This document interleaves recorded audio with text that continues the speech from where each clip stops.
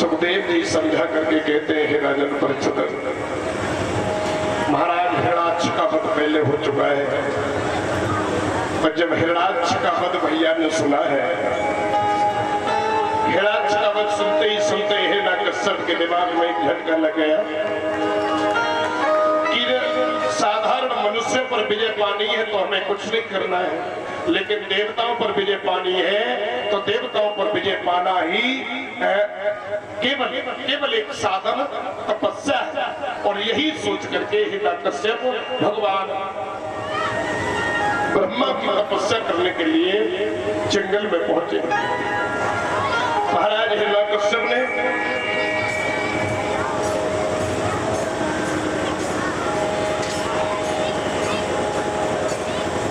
माता जी ने मान सम्मान दिया है, भगवान हमेशा बुजुर्गों का आशीर्वाद ऐसे मिलता रहे, यही भगवान से आशा और अभिलाषा है।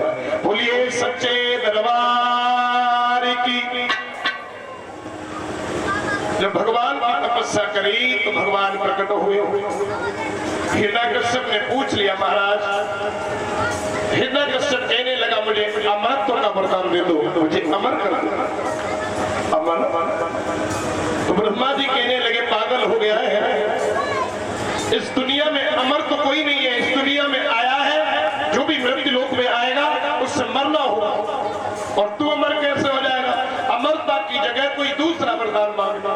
तो हिरण्यकश्यप सोचने लगा, महाराज अगर देना ही चाहते हो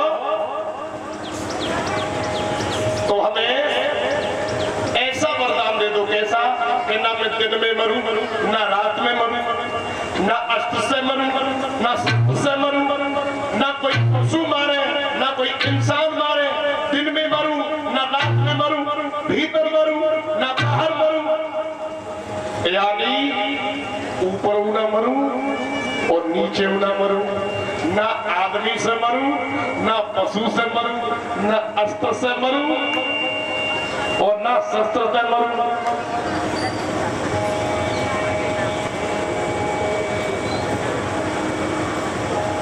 तो तेज अच्छी मिटा दे तो चुपचाप बैठो ही तो ना भैया। यानी हिरण्यकश्यप ने अपनी चतुराई से भगवान से वो वरदान मांगने की कोशिश करी कि अब दुनिया में, और एक बात और कही, महाराज इन 12 महीना में भी न बना। अरे अब तो दूसरे तरीका से हिरण्यकश्यप अमर ही हो गया, ना 12 महीना में मरेगा, ना नर से मरेगा, ना पशु से मरेगा, ना दिन में मरेगा, ना रात में मरेगा, ना भीतर मरेगा, ना बाहर मरेगा, ना ऊपर मरेगा, ना नीचे मरेगा, ना अस्त्र से मरेगा, ना शस्त्र से मरेगा, अब कहाँ से मरेगा? वरदान पाते ही पाते एकदम से बलवान हो गया। आते ही आते राज्य में आदेश हो गया कि मेरे राज्य में कोई भी हवन यज्ञ या कोई भी धार्मिक अनुष्ठान नहीं होगा, ऐलान हो गया। और एक दिन महाराज हिरण्यकश्यप घर में नहीं है, तो हिरण्यकश्यप घर में न होने के कारण इंद्र ने गर्भवती कयादु का हरण कर लिया, और कयादु का हरण करके इंद्र कयादु को मारने के लिए दौड़े। तो नारद ने इंद्र से कहा, महाराज इसे मारो ना, इन्हें मारने से कोई फायदा नहीं है, क्योंकि तुमने कयादु को मारा तो कयादु के पेट में जो बालक है वो तुम्हारे उद्धार का एकमात्र साधन है, और वो भी मर जाएगा। अगर वो मर गया तो तुम्हारी पीछा छुड़ाने वाला कोई नहीं है, इसलिए इसे मेरे हवाले करो। तो कयादु को लेकर के नारद अपने आश्रम में गए, और जिस आश्रम में रुके हैं वहां पर हमेशा भगवान की पूजा होती है। भगवान की पूजा होने के कारण गर्भ में पल रहे बालक के ऊपर भगवान की भक्ति का रंग चढ़ गया, और ये बिल्कुल सही है। जैसी स्थिति में माताएं रहेंगी, जैसी स्थिति में गर्भवती माताएं रहेंगी, बालक वैसा पैदा हो जाएगा, कोई रोक नहीं पाएगा। माँ जब गर्भ में गर्भवती है, गर्भ धारण किए हैं, तो हमेशा हमेशा ये ध्यान रखें कि सबसे ज्यादा अपने पति के दर्शन करें और पति के अलावा जब मौका लगे तो भगवान के दर्शन करें और मौका लगे तो अच्छे धार्मिक ग्रंथ पढ़े, भगवान की भक्ति में ज्यादा ध्यान दे तो उनके घर में भक्त बालक पैदा होगा, ये बिल्कुल निश्चित है। तो गर्भ धारण किए हुए मोबाइल अस्त्र में फिल्म चल रही है पुष्पा 2, पुष्पा 3 है, तो फिर का बालक धर्मात्मा पैदा होगा, कबूल होगा, कैसे होगा, ध्यान रखना। लला के पाए पालना में दिख जाते हैं और जब बालक पैदा होता है तभी मालूम पड़ जाते हैं कपूत है या सपूत है।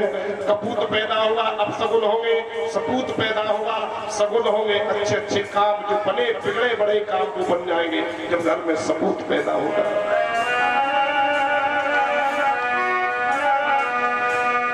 अरे कछु दिना के बाद ललाए घर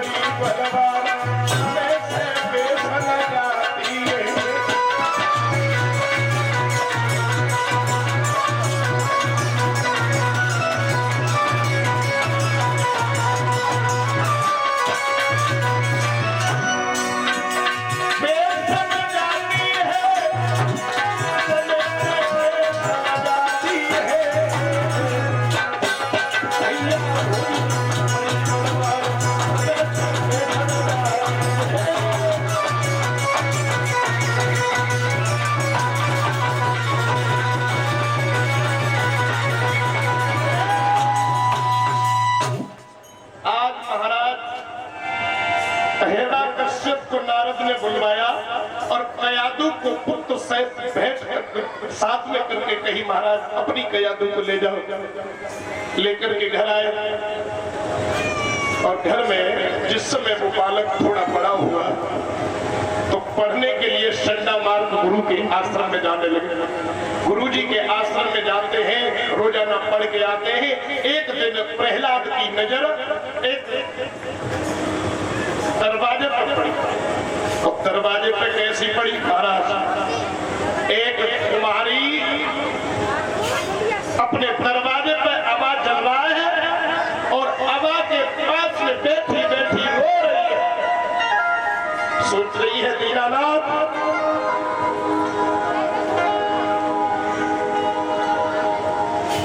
मेरी अबा के नीचे बिल्ली की 4 बेटा दब गए, एक करवा निधार मेरे बच्चों को बचा लेना। भैया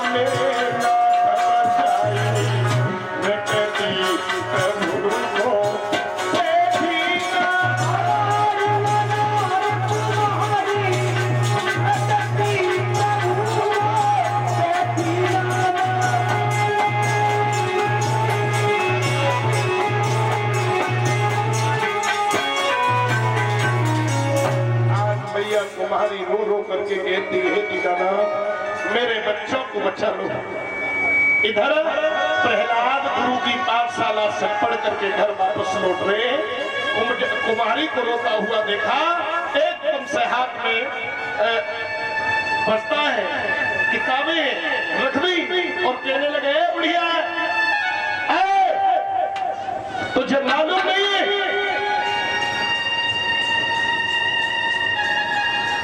कि मेरे पिताजी के आदेश से किसी भगवान का नाम नहीं लिया जाएगा, और तू बैठी बैठी नारायण का नाम ले रही है, तुझे मैं जिंदा नहीं छोड़ूंगा। बेटा को क्रोध में देखा तो मैया कुमारी ने कहा, बेटा वो परमेश्वर है, तुम्हारे पिताजी कोई परमेश्वर नहीं है, वो परमेश्वर है, वो सब जग के रखवाले, और तुम क्या कह रही हो? भैया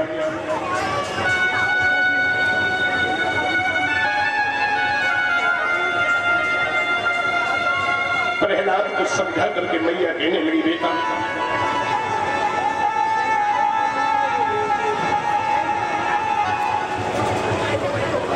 वे लीलाधर अपनी लीला अवश्य दिखाएंगे, मेरे बच्चों को अवश्य बचा लेंगे। एकदम से प्रहलाद कहने लगे, अगर ये बच्चा नहीं बचे तो? कहने लगे, बेटा सवेरे तलवार लेकर के चले आना और मुझे मौत के घाट उतार देना, अगर मेरे बच्चा ना बचे तो। शर्त लगा दी मैया ने, शर्त इतनी बड़ी लग गई कि जिंदगी को दांव पर लगा दिया। बेटा तुम राजा के बेटा हो, अगर मेरी भक्ति से भगवान मेरे बच्चों को न बचाए तो सवेरे चले आना और मुझे मार देना।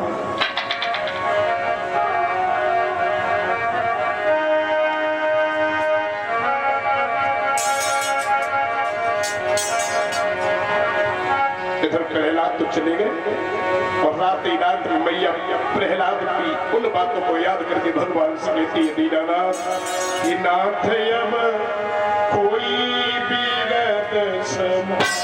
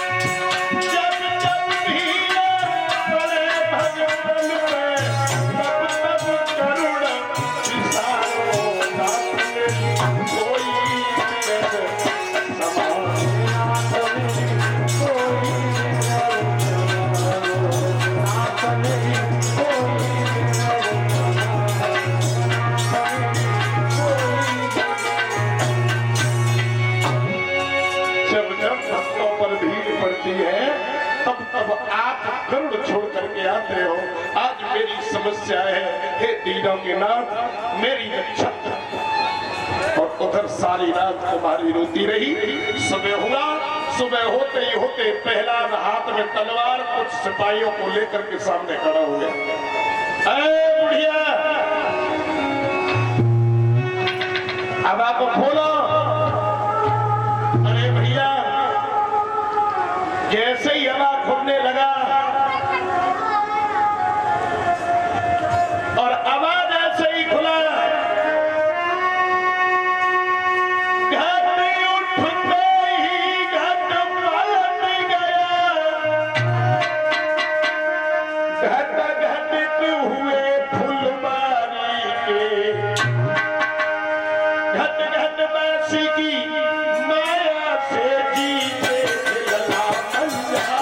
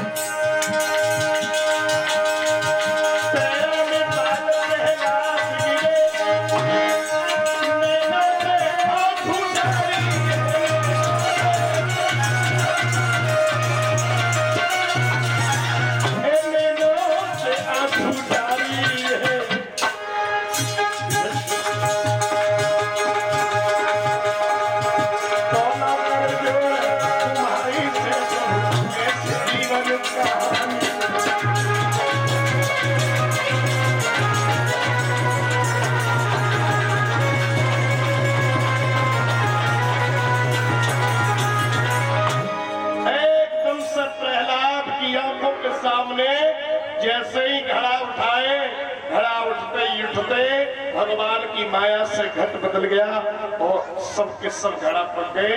या घड़ा के नीचे बच्चा रहे वही घड़ा कच्चू रहे है। और जैसे ही बच्चा निकले वहां एकदम प्रहलाद कुमारी के चरणों में गिर पड़े और नाना प्रकार से कहने लगे, मैया मैया सच में भक्ति में शक्ति है, मेरे पिता कोई भगवान नहीं है, तेरा भगवान जिसने बच्चों को बचा लिया, आज से मैं भी तेरे भगवान की पूजा करूंगा। भैया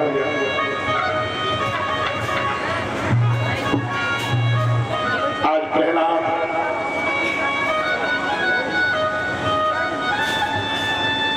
भक्त बन गए। अब तो गुरुजी की पाठशाला में जाते हैं, तो पाठशाला में जाते हैं गुरुजी के यहाँ प्रहलाद शिक्षा नहीं सीखते, सबको राम नाम की शिक्षा देते हैं। इसी तरीका से अब गुरुजी की शिकायत आने लगी। शिकायत अनुसार प्रहलाद को समझाने की खूब कोशिश करी, लेकिन प्रहलाद नहीं समझे। तो प्रहलाद के पिता ने हिरण्यकश्यप ने प्रहलाद को पहाड़ से फेंका, नागों के बीच में छोड़ा, हाथियों के झुंड में छोड़ करके हाथियों के पैरों से दबाया, लेकिन प्रहलाद के ऊपर कोई असर है। अरे राम रटना श्री राम रटना, हरे राम रटना बेटा